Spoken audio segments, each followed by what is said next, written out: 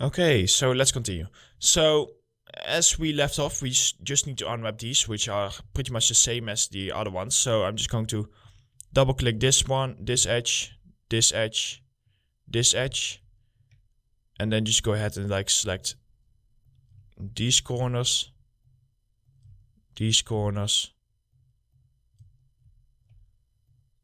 and these. So yeah, they're the exact same ones as that we've done at top. They're just a little bit longer. These corners,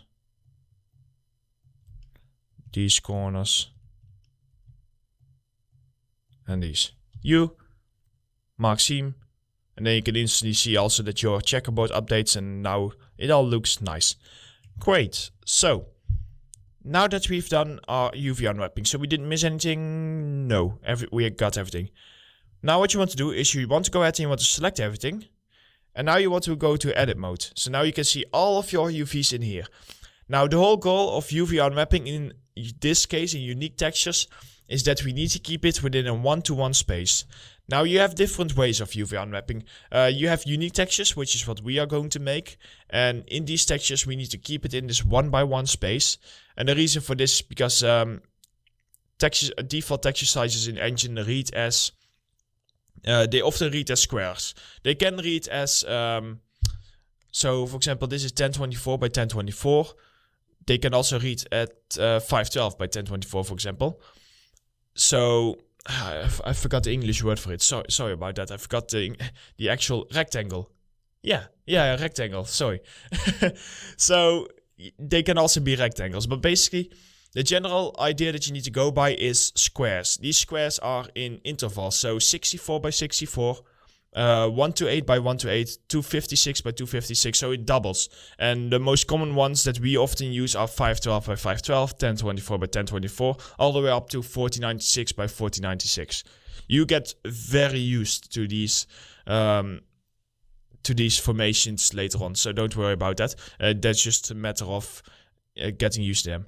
Now, there's also another method, which is tileable textures. And tileable textures, they are actually able to just... The unwrapping can actually go all over the place. So, because the textures are repeating, tileable just means that they are repeating. Think of it as like a brick wall.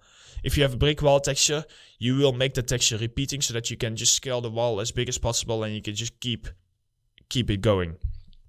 And that's the goal of tiling. I don't think that we will be covering that in this tutorial course.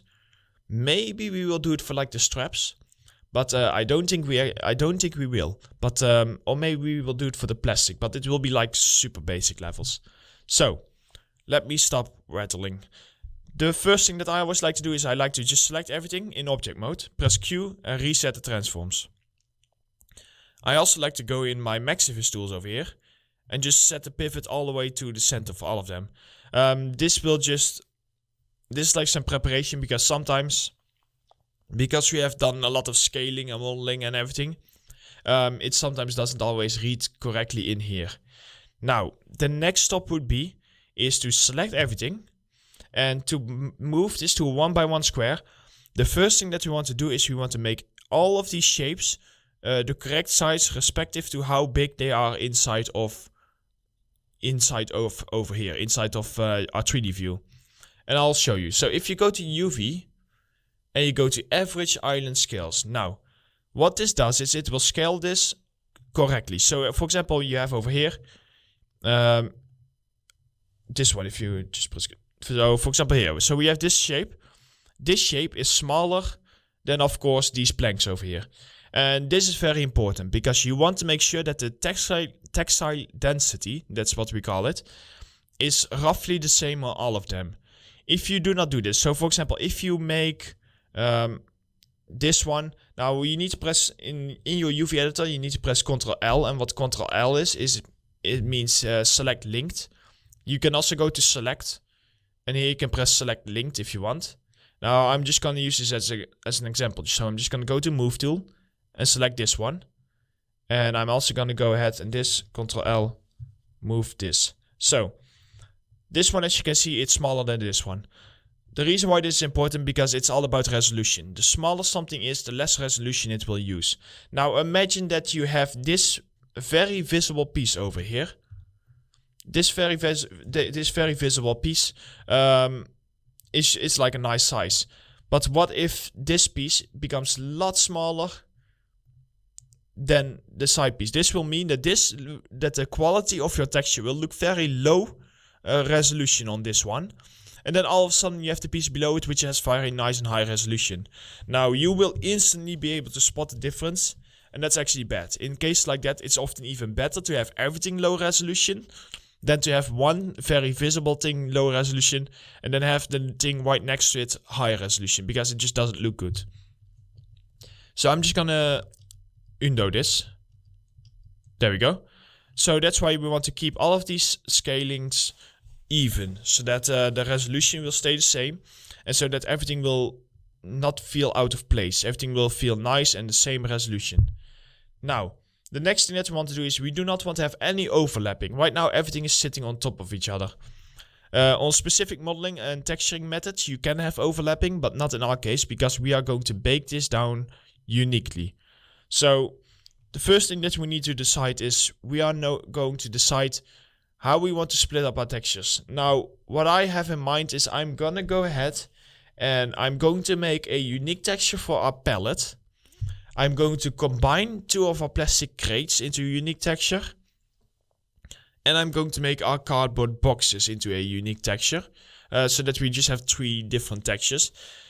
I just do this for simplicity's sake. You can go ahead and you can like combine more textures. Like you can combine your pallet with your cardboard boxes, for example. And as long as you still have enough resolution in your texture, it should be fine. But in our case, because this is going to be considered like a little bit of a portfolio project. It's still going to be for games, but I want to push the quality of the textures a bit by just using a few more textures and stuff like that. Now, these shapes are so basic that what I'm going to do is I'm going to pack these automatically. You could go in and do it all by hand, but what I like to do in simple cases like this is I like to, for example, select everything, go to UV, and go to Pack Islands. Now, if you select that, you can go down here, and the first thing that you will see is it will show down here the pack margin. Now, everything is now nicely packed together, although it's still using a lot of empty space. The first thing I want to do is I want to make sure that my pack margin is 0.01. Yeah, okay, 0.01 is fine. You want to make sure that there's a little bit of space in between. It's good to have this little bit of space in between because it will help our normal map and our other baked maps to just nicely flow over, so that you will not see any seams, because during baking we will also hide some of the seams. Now, the next thing would be that it is important, as I said before, it's all about resolution. If you have a lot of empty space in here, like you see over here, that's wasted resolution basically, because it's space that you can fill to add some more resolution. But now you get into the territory where everything right now is the correct scaling. And the thing about this is because if we would now start trying to fill this up, we would need to start by scaling pieces. That's how we would fill it up. Now, as I said before, we want to make sure that the scaling is not too different. However, what we can actually do is we can scale things a little bit, or we can move things around a little bit. Now, I'm not sure how useful it is going to be for this because they are long shapes. So I don't think we like... Basically, what you would normally do is, for example, you would select this one, press Ctrl L to select link and like move this, and then you would scale all of these up. So I think we can maybe do this with like one. So select this, Ctrl L, and I'm select this, Ctrl L. I'm just going to keep pressing Ctrl L on these, and I'm just going to move them out of the way for now. This is just to make my life a bit easier. There we go. Okay, now the next thing would be to... I'm going to move this one up. And then I'm going to select this one. Move it here, go to rotate, and then start rotating, and then hold Ctrl to start snapping. And then you can snap rotate. Move this one up over here. So temporarily I'm just moving these outside. As you can see, this is no problem because we are going to move them back. I can now, for example, select all of these pieces. And I can then, for example, go ahead and I can go to my transform node. It's a bit easier for this one because you can like scale it near the corner. And you just want to kind of like scale this up. Just to use that extra bit of space. So that extra bit of space will make a difference. Make sure that nothing is accidentally going outside of your mesh. Like you have over here. And once we are happy, we can select this piece. We can also scale it up a bit because we want to try and keep the resolution the same. So we can go ahead and, for example, move this nicely over here in this corner. Just double check that it's not overlapping. It is.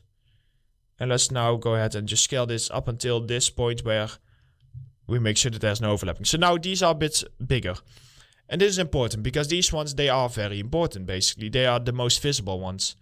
These ones, they are not as visible. So what we can do with these, sorry, if I can properly select it. There we go. So what we can do with these is we can actually go ahead and we can try and pack them close together. And then we can just scale them up as much as we can. Now, sure, you can try and like pack them like this. But I think it's actually easier for us to rotate them. And to actually pack them like this. I think this will be, here, see, you can pack them very close together this way. Select this one. Yeah, I think we can't really get around that little bit of space. And basically, if I'm just gonna go ahead and move these over here, I can just see how much I can pack this closer together. So let's start with this one. This one can probably go. I always try to keep it in a square formation because squares are just easy to work with inside of UV unwrapping. So let's see, let's rotate this. Move it over here. And then for these ones, they are slightly different. I think what I'm going to do is I'm just going to go ahead and I'm going to give them their own scaling. And I don't know why they were tilted. It's a bit strange. The UV editor just decides to tilt them, but I don't actually want that. I just want to go ahead and select these.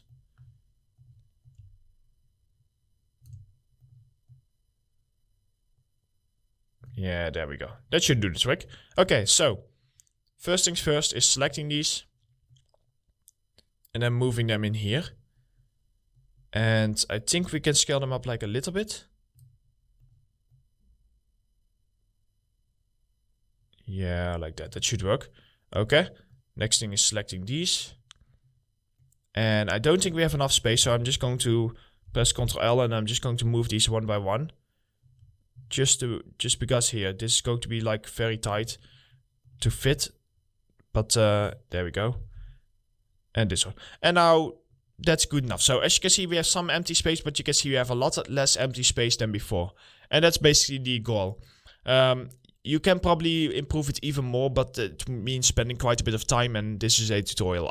I'm not going to spend too much time on UV unwrapping, because once I've shown you the techniques and you know, try and get as less empty space as possible, you know what to do. So in my case, that's where my job stops, and I just need to make it look nice and decent in my own view.